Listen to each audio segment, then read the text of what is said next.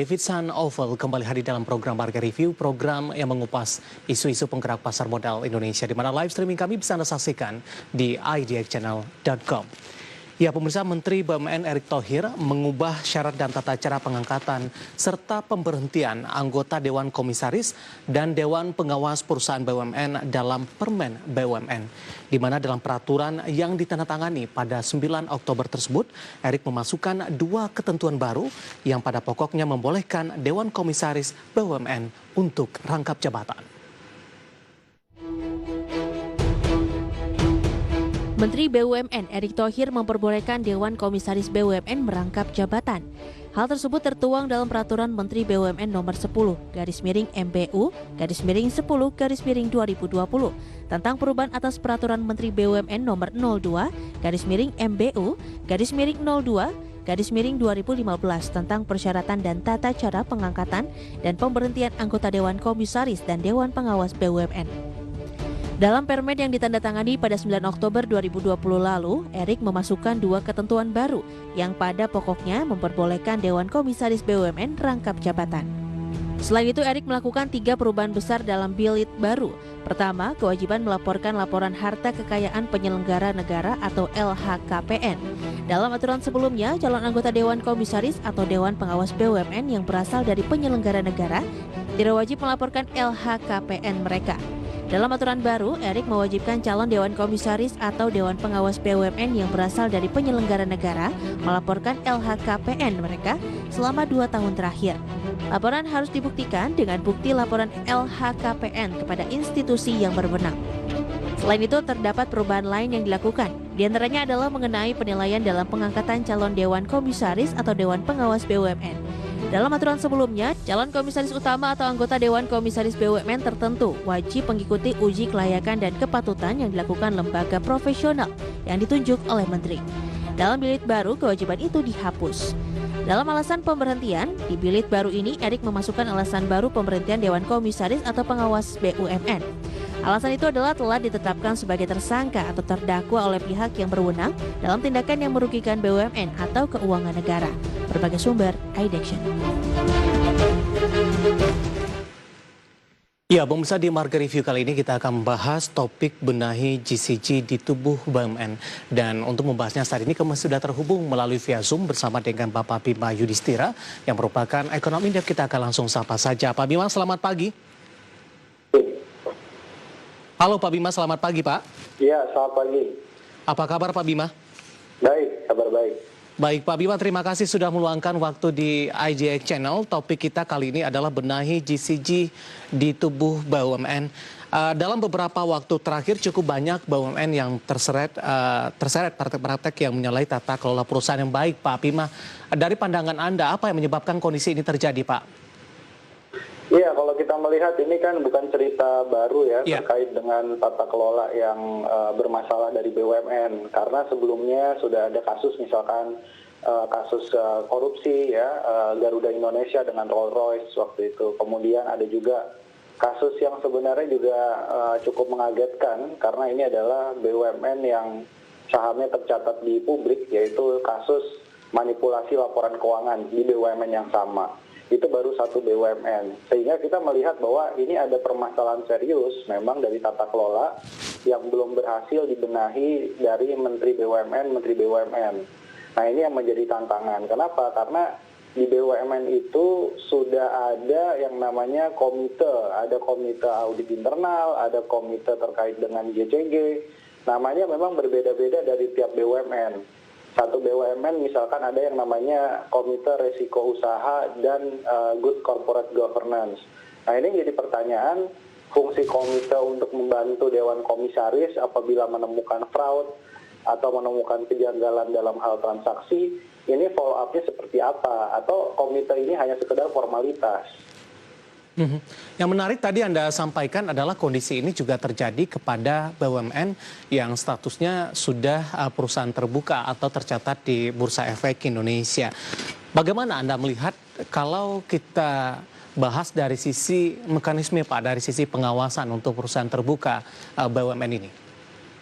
Ya, untuk perusahaan terbuka tentunya mekanisme GCG ini kan menjadi mekanisme yang paling penting ya, karena sedikit saja ada kesalahan, penurunan kepercayaan pasti akan terefleksi di pasar saham ya. Dengan asumsi pasar saham ini melibatkan juga pengawasan dari publik lebih transparan dibandingkan BUMN yang belum listing di pasar saham. Dengan argumentasi itu seharusnya mekanismenya misalnya terkait dengan pengadaan barang dan jasa. Ini yang paling rentan memang, pengadaan barang dan jasa. Karena di pengadaan barang dan jasa ini, kong kali kong, suap menyuap, ini rentan terjadi. Oleh karena itu, memang di perusahaan-perusahaan publik terkait dengan pengawasan barang dan jasa, ini prosesnya harus dibuka setransparan mungkin.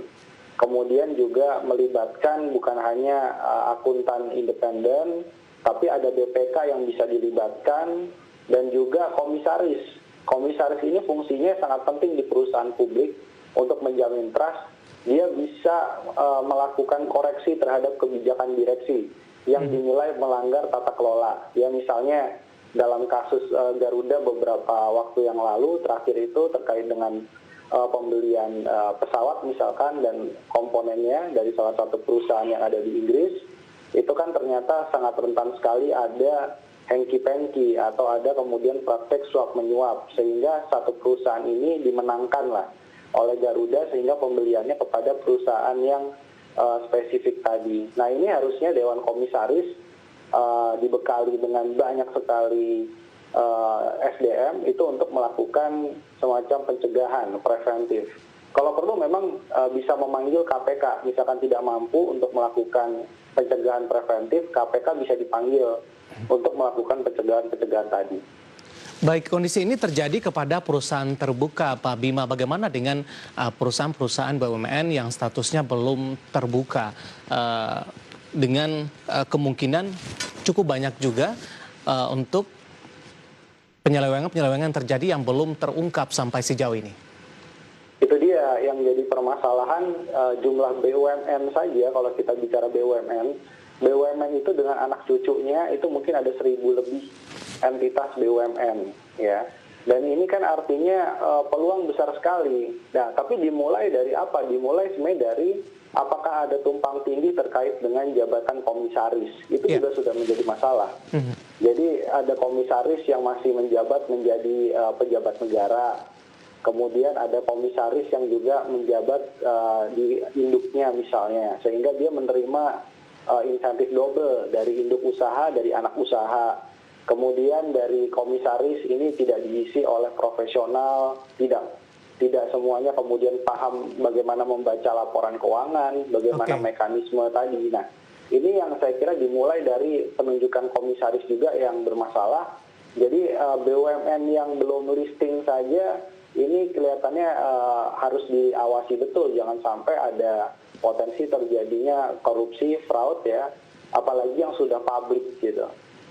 Baik, kemudian juga ada indikator Pak Bima seperti yang Anda sebutkan tadi, ini banyaknya titipan partai atau tim sukses dalam hal ini. Artinya menempatkan orang tidak sesuai keahlian di bidangnya, Pak. Ya, ini kan awal mula dari permasalahan ya. Misalkan begini, oke, saya pendukung salah satu calon ya, kemudian masuk menjadi komisaris. Nah, sementara di level komisaris itu bukan hanya kemudian rapat sebulan sekali, tapi dia juga harus melakukan tinjauan terhadap kebijakan direksi. Nah, kalau komisaris bukan ahlinya, bagaimana mungkin dia bisa melakukan pengawasan terhadap direksi, ya kan, tim peran direksinya daripada komisarisnya. Sehingga di sini ada celah, entah dia tahu atau tidak tahu atau terlibat dalam skandalnya misalnya, tapi si komisaris yang tidak memahami model usaha, bagaimana membaca dan mengawasi laporan keuangan, dari sinilah akar muasal dari tata kelola BUMN yang buruk itu. Iya, bagaimana Anda melihat upaya yang dilakukan oleh pemerintah sampai sejauh ini, Pak Bima, menempatkan beberapa orang profesional untuk jenis bidang tertentu begitu, berupaya untuk meminimalisir supaya hal-hal ini tidak banyak lagi terjadi ke depannya? Ya, jadi kalau saya melihat secara objektif, sebenarnya situasi sekarang ini tidak beda jauh ya dengan Menteri BUMN yang sebelum-sebelumnya. Jadi masih banyak sekali yang track recordnya di bidang bisnis itu kita belum tahu, hanya karena kemudian relawan, hanya karena pendukung itu ditempatkan di posisi komisaris di BUMN yang strategis. Itu masih terjadi ternyata. Nah, sehingga ini kan juga bisa mengurangi kepercayaan publik juga. Tapi ada juga, kalau kita mau objektif juga, ada beberapa yang saya pikir bukan di level komisaris, justru terjadi di level direksi. Beberapa direksi itu ada perusahaan-perusahaan telekomunikasi yang direksinya itu diambil dari anak muda yang memahami masalah terkait dengan IT dan digital, karena sebelumnya bekerja di startup. Ada juga yang bagus seperti itu. Nah, tapi kalau level komisaris harusnya lebih urgent lagi pemilihannya, dikurangilah porsi dari relawan ataupun pendukung, lebih banyak diisi oleh profesional di bidangnya. Dalam hal ini Indonesia tidak kekurangan stok yang ahli di bidang tertentu begitu Pak Bima? Masih banyak di luar sana? Jadi kalau di dalam negeri saja kurang, sebenarnya ahli-ahli profesional kita itu di luar negeri bisa ditarik untuk pulang, gitu kan. Apalagi melihat kompensasi atau insentif yang diberikan sebagai komisaris BUMN, itu kan cukup besar di Indonesia. Sebenarnya tidak jadi alasan kita kekurangan orang ya. Baik, dari informasi yang kami sampaikan tadi Pak Bima di awal perjumpaan kita di Market Review kali ini, di mana Bapak Erick Thohir ini membolehkan komisaris perusahaan plat merah untuk merangkap jabatan di perusahaan lain selain BUMN. Dan hal ini tertuang dalam Peraturan Menteri Nomor 10 Tahun 2020 tentang perubahan atas Peraturan Menteri BUMN Nomor 2 Tahun 2015 tentang persyaratan dan tata cara pengangkatan dan pemberhentian anggota Dewan Komisaris dan Dewan Pengawas maksud kami BUMN. Bagaimana Anda melihat kebijakan ini? Apakah ini akan menambah rentetan permasalahan ke depannya atau ini merupakan salah satu antisipasi sebenarnya dari Kementerian BUMN, Pak Bima? Ya, kita cukup mengkritik keras ya cara-cara yang justru melegalkan tumpang tindih, ada kepentingan yang kemudian konflik of interest yang terjadi, itu justru kemudian difasilitasi oleh regulasi dari Menteri BUMN. Karena tuntutan publik, tuntutan investor adalah penerapan GCG yang lebih baik. Salah satu GCG itu kan komponennya terkait dengan akuntabilitas, kemudian terkait dengan transparansi. Nah, poin transparansi dan akuntabilitas ini berkaitan dengan ini komisaris, selain dia menjadi komisaris di BUMN A misalnya, itu di komisaris perusahaan apa lagi gitu. Sehingga kalau ini tidak transparan, jangan sampai komisaris di BUMN juga komisaris di perusahaan swasta yang menjadi rekanan dari BUMN. Nah, ini kan artinya bisa menimbulkan konflik kepentingan ketika si BUMN itu melakukan pengadaan barang dan jasa. Itu akan diprioritaskan untuk usaha yang kemudian komisarisnya double tadi. Nah, ini yang sebenarnya kalau menurut saya ini adalah kemunduran ya dari praktek GCG yang kita harapkan. Adanya perbaikan di periode kedua Pak Jokowi. Oke, dengan adanya rangkap jabatan ini memungkinkan peluang besar dengan beberapa ruang lingkup yang Anda sebutkan tadi untuk kegiatan-kegiatan yang menyalahi aturan, peluangnya akan terbuka lebih luas, begitu Pak Bima? Ya, betul. Jadi sebelumnya itu sudah ada rangkap-rangkap jabatan, misalkan ya, ada BUMN yang kemudian dia menjadi komisaris di BUMN itu, tapi juga menjadi pejabat di level kementerian. Ada juga yang seperti itu. Nah, itu kan kita inginnya itu dikurangi gitu, sehingga argumentasi bahwa rangkap jabatan diperbolehkan sehingga koordinasi semakin baik misalnya, jadi pemerintah bisa langsung mengontrol BUMN, itu tidak bisa dibenarkan di era GCG seperti sekarang. Nah, ini kenapa kemudian malah dilegalisasi oleh Menteri BUMN. Baik, Pak Bima, semakin menarik, nanti kita akan lanjutkan kembali, nanti kita juga akan coba bahas dari sisi kegiatan-kegiatan menyalahi aturan dari ruang lingkup BUMN. Nanti kita akan coba bahas bagaimana dari sisi kinerja, apakah ini juga berkaitan dengan keahlian dari orang yang ditempatkan di BUMN tersebut. Kita akan jeda terlebih dahulu, dan bersama bersama kami, Market Review akan segera kembali sesaat lagi.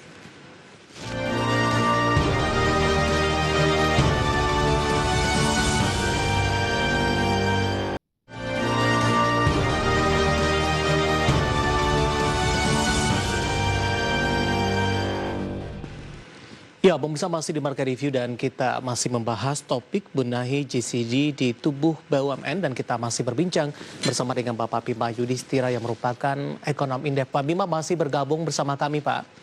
Ya. Ya, kita lanjutkan kembali Pak Bima. Saya cukup tertarik ini dengan yang Anda katakan tadi, merangkap jabatan di perusahaan lain selain dari BUMN begitu, dengan alasan untuk mempermudah koordinasi dan lebih memaksimalkan tentunya dan mengefisiensikan dan tentu dampaknya akan lebih bagus ke depannya begitu. Tapi apakah alasan ini bisa diterima tidak Pak ketika dari sisi kinerja juga tidak kunjung membaik dalam hal ini? Iya tadi ya, jadi justru ada BUMN yang kemudian komisarisnya itu juga menjabat sebagai dirjen di kementerian. Nah ini kalau melihat begini apakah BUMN tadi menjadi lebih baik koordinasinya, kinerjanya lebih baik? Ternyata belum tentu juga. Apakah sumbangan kepada negaranya juga lebih meningkat setelah ada rangkap jabatan? Jawabannya juga tidak ternyata. Nah kita melihat sekarang dengan adanya rangkap jabatan yang ada ya antara BUMN kemudian dengan pegawai pemerintah saja, ini ternyata banyak BUMN, hampir seluruh BUMN itu mengalami penurunan. Bahkan di sektor kesehatan, yang harusnya sektor kesehatan ini kan diuntungkan dengan adanya COVID. Tapi sektor kesehatan BUMN itu justru mengalami kerugian juga. Nah ini kan artinya ada kontradiksi ya, apalagi dilegalkan dengan adanya peraturan Menteri BUMN.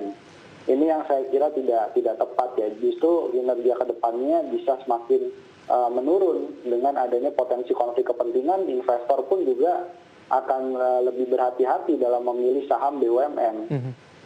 Apakah ini merupakan satu-satunya penyebab Pak Bima atau mungkin ada faktor lain selain dari rangkap jabatan yang Anda sebutkan tadi? Ya jelas itu kan salah satu ya. Faktor lainnya ya memang ada penugasan dari pemerintah, misalnya ada pandemi COVID-19, kemudian juga ada tekanan ekonomi global. Memang banyak faktor. Tapi faktor rangkap jabatan yang sebenarnya diinisiasi untuk meningkatkan koordinasi agar kebijakan juga bisa lebih berjalan baik, itu ternyata tidak terbukti juga dengan banyaknya rangkap jabatan. Ini kita bicara rangkap jabatan yang sifatnya pegawai pemerintah, itu juga merangkap menjabat sebagai komisaris dari BUMN. Oke. Ketika koordinasinya membuahkan hasil, apakah ini bisa diterima Pak Bima? Ya ini secara teori agak susah ya, karena apa? Karena dia sudah fokus pada satu bidang misalnya, kemudian menjadi komisaris di bidang usaha, ini kan hal yang berbeda. Itu baru dalam konteks kemudian antara pemerintah dan BUMN. Belum konteks tadi apabila komisaris BUMN boleh menjadi komisaris di perusahaan lainnya. Nah ini kan pembagian waktu, pembagian peran dan fokus itu kan menjadi kemudian terdistorsi juga. Ini akhirnya membuat tidak maksimal justru fungsi dari komisaris. Baik, kalau kita lihat dari sisi kinerja keuangan di BUMN dalam beberapa waktu terakhir, Pak Bima, bagaimana Anda melihat pandemi mungkin merupakan salah satu alasan yang cukup kuat. Sebelum pandemi, apakah kinerja BUMN juga masih belum maksimal sampai sejauh ini? Ya, sebelum pandemi itu sudah banyak BUMN yang meminta semacam suntikan modal dari pemerintah atau dari APBN ya, dari PMN, penyertaan modal negara. Dan ini terus berlanjut, terus kontinu, karena sebelumnya misalnya mulai dari Krakatau Steel, kemudian Garuda, ini satu perusahaan ya, salah satu perusahaan yang jadi contoh sebelum adanya pandemi pun juga sudah mengalami masalah keuangan yang cukup serius. Nah ditambah adanya pandemi, sektor penerbangan terpukul, kemudian sektor konstruksi juga terpukul, makin banyak BUMN yang meminta dana dari pemerintah.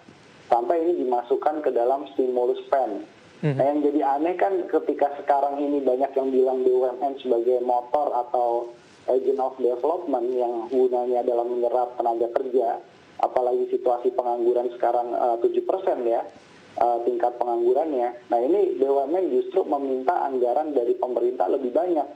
Nah ini yang saya kira cukup kontradiksi. Kenapa itu yang tidak dibenahi dulu sebelum kemudian mengutak-atik komisaris dan segala macam gitu kan. Pemilunya kan masih jauh. Iya. Tapi kalau kita seimbangkan juga Pak Bima, melihat upaya-upaya pemerintah dalam melakukan perbaikan Pak, sampai sejauh ini Anda katakan tadi Krakatau Steel merupakan salah satu, tapi upaya yang dilakukan sampai sejauh ini sudah mulai kelihatan begitu. Biar lebih berimbang Pak Bima?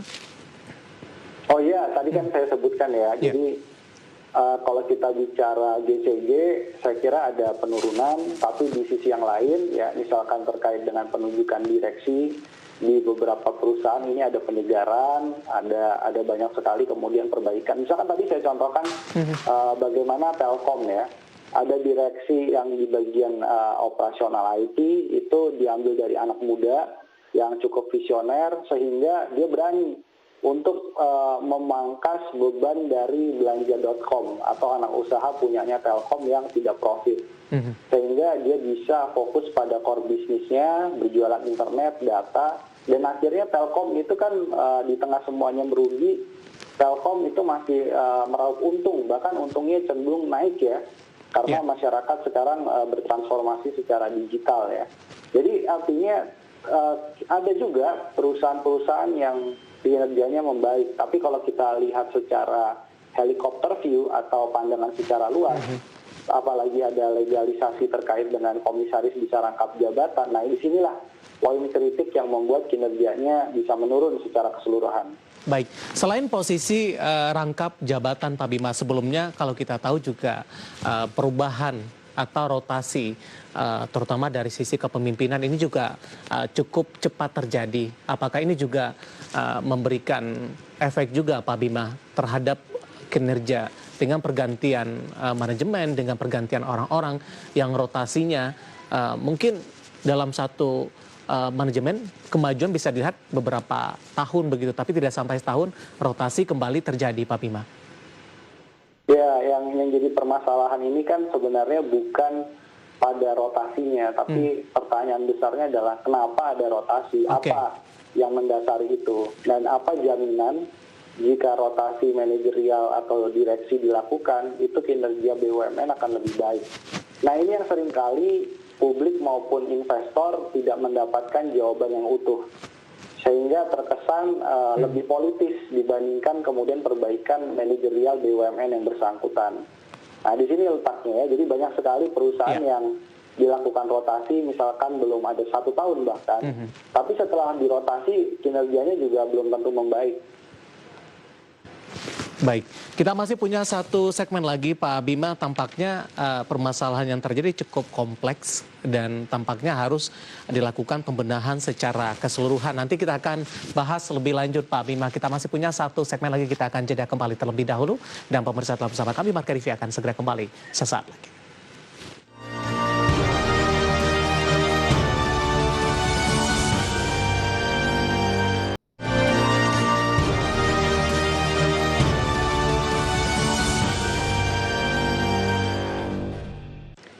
Terima kasih untuk Anda yang masih bergabung bersama kami di Marka Review. Dan sebelum kita lanjutkan perbincangan, tim redaksi kami sudah merangkum beberapa informasi grafis dan mungkin saja bisa menjadi salah satu referensi untuk Anda.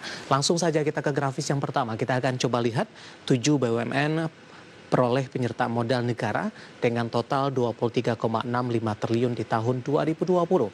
Di antaranya adalah PT Hutama Karya Persero, kemudian PT Bahana Pembinaan Usaha Indonesia, PT Perkebunan Nusantara II, PT Kereta Api Indonesia Persero, kemudian juga PT Permodalan Nasional Madani, kemudian juga ada Perumnas dan juga PT Pengembangan Pariwisata Indonesia.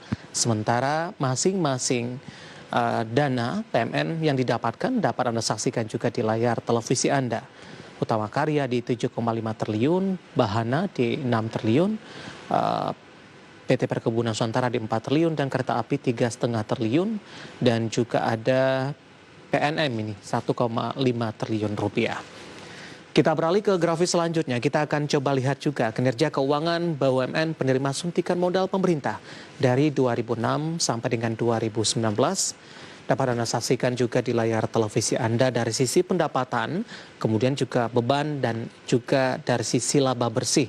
Dari 2006 sampai dengan 2019, ini posisi pendapatan, kemudian beban posisinya lebih tinggi, sementara laba bersih yang didapatkan justru tidak terlalu signifikan. Di mana dari tahun ke tahun, Meskipun pendapatan mengalami peningkatan, beban juga mengalami peningkatan ini dari 2006 sampai dengan 2019, di mana yang paling tinggi terjadi di 2019 pemirsa, di mana posisi pendapatan dan beban naik signifikan, sementara dari posisi laba bersih justru mengalami penurunan. Jika dibandingkan dengan 2015, posisi laba bersih sedikit lebih tinggi, sementara posisi pendapatan dan beban juga sedikit lebih rendah jika dibandingkan dengan 2019. Kita beralih ke grafis selanjutnya. 7 kasus korupsi terbesar di Indonesia, 2 diantaranya melibatkan BUMN.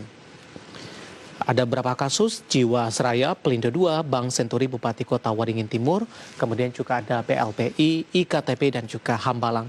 Sementara kerugian negara dari kasus-kasus tersebut, Jiwasraya di 13,7 triliun rupiah, Pelindo II di 6 triliun, Bank Senturi di 7 triliun, Bupati Waringin Timur di 5,8 triliun, BLBI di 4,58 triliun, dan IKTP 2,3 triliun, dan Hambalang di angka 706 miliar rupiah.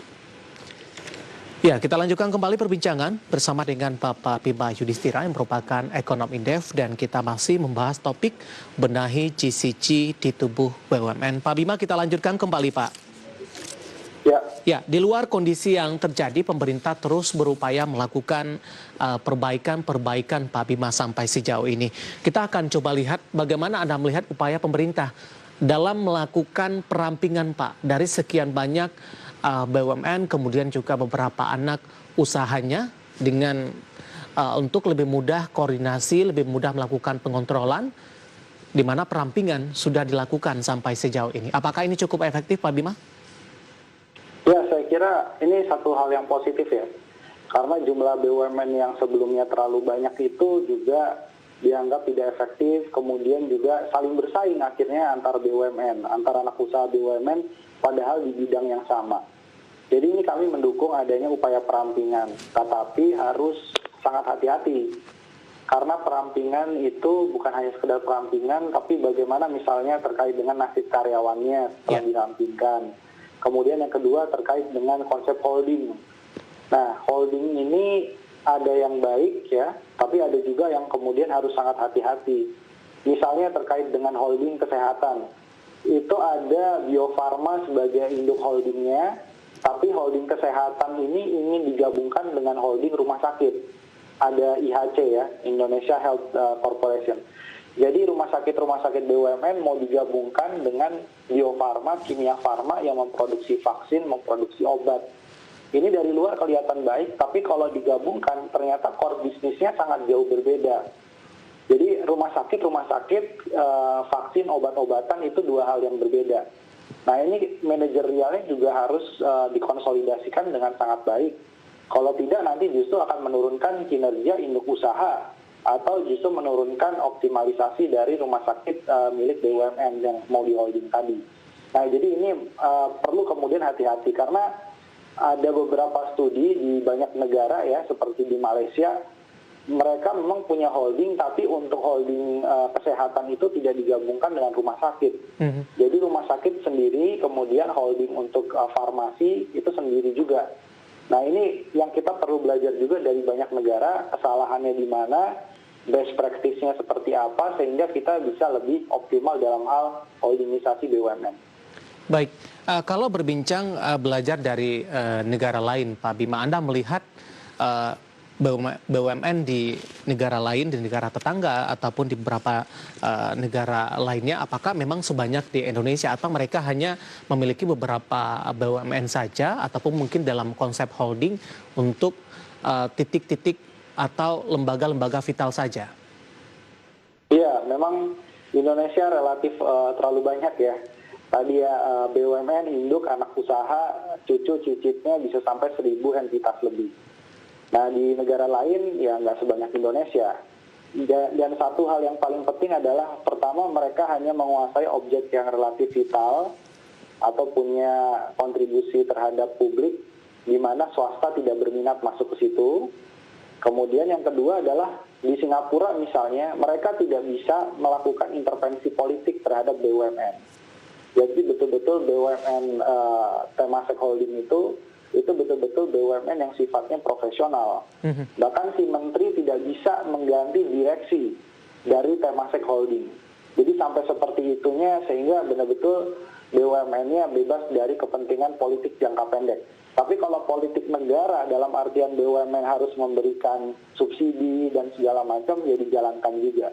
Jadi di sini yang saya kira ada pemisahan antara politik jangka pendek, tadi ya banyaknya relawan, pendukung, kemudian simpatisan politik yang menjadi komisaris, dengan politik negara, di mana fungsi BUMN memang masuk kepada sektor-sektor yang swasta tidak terlibat di dalamnya atau tidak untung di dalamnya. Nah, itu menurut saya harus ada garis pemisah yang cukup tegas. Baik, posisi Indonesia apakah masih di posisi tersebut, Pak Bima, dengan masih melibatkan pihak-pihak yang tidak berkompeten di dalamnya hanya demi kepentingan politik, atau saat ini sudah bergeser ke arah perbaikan, Pak? Ya, kalau menurut saya secara umum masih didominasi ya, yang tidak berkompeten, ya itu, dan itu sangat vulgar sekarang, apalagi ada peran media yang bisa mengawasi.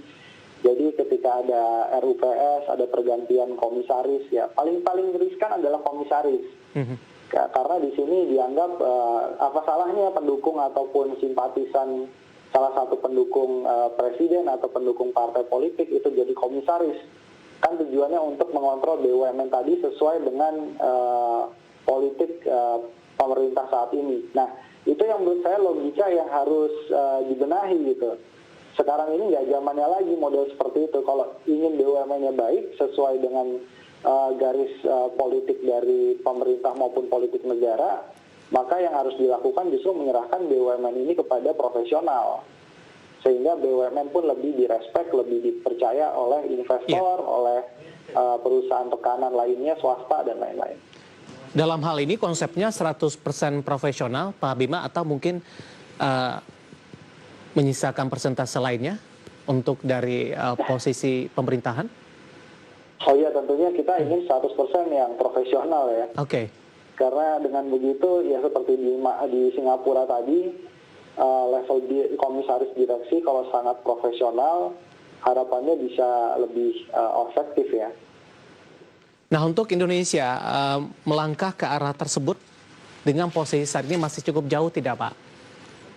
Cukup jauh ya, cukup jauh. Dan ini bukan masalah sesederhana ganti Menteri BUMN ya sebenarnya. Tapi ini masalah sistem ya. Kembali lagi kepada sistem politik ya, dukung-mendukung itu yang di awal yang membuat kalau saya sudah mendukung calon A dan calon A itu kemudian menang, saya dapat apa. Dan ini ya saya kira take and give dalam politik ini juga berpengaruh juga. Artinya ini untuk BUMN yang kita miliki akan jalan di tempat saja, Pak Bima, untuk beberapa waktu ke depan kalau tidak ada perbaikan dalam hal ini. Iya, memang harus ada perbaikan ya. Ya saya minta memang Pak Presiden juga harus bisa menempatkan kepentingan-kepentingan yang sifatnya politik jangka pendek, kemudian dengan kepentingan negara yang sifatnya jangka panjang. Itu aja sih. Baik. Pak Bima, dalam pengelolaan BUMN, saya cukup tertarik tadi dengan melibatkan dari anak muda yang memang ahli di bidangnya, milenial dalam hal ini begitu.